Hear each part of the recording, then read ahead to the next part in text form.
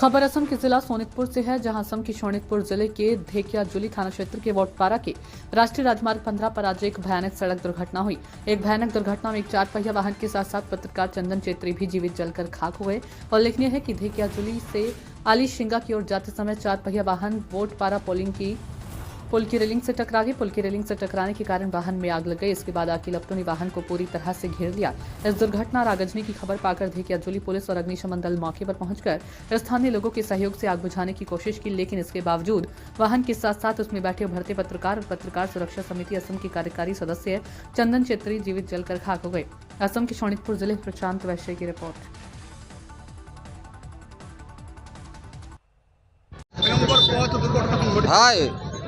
ভয়ঙ্কর দুর্ঘটনা, বহুত ভয়ঙ্কর দুর্ঘটনা। এনেকা দুর্ঘটনা খুব কম হয়। গতিকে এলটো এটা আহি পেলাই দলঙৰ কোণাত মাৰি পেলাই তাতে জুই লাগি গ'ল। জুই লাগাতে মানে আৰু মানুহটো ওলাব নোৱাৰিলে।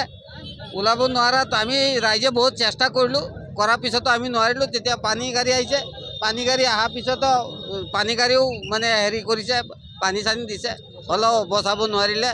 গতিকে আৰু আমি ৰাইজে আৰু কি কৰিম, যিখিনি চেষ্টা কৰিব লাগে সেইখিনি কৰিছোঁ আমি, কিন্তু ওচৰত যাব নোৱাৰি। জুই ধাম ধাম কৰি জ্বলি আছে। তেলটো কেটে নাছিলে। চিলিণ্ডাৰ আমি আগতো চোৱা নাই, ওচৰত যাব পৰা নাই। পিছত চাইছোঁ এখন খালী, এখন চিলিণ্ডাৰ খালী ন ভৰ্তি নাজানো, কিন্তু এখন মানুহ এজনেই দেখিছোঁ।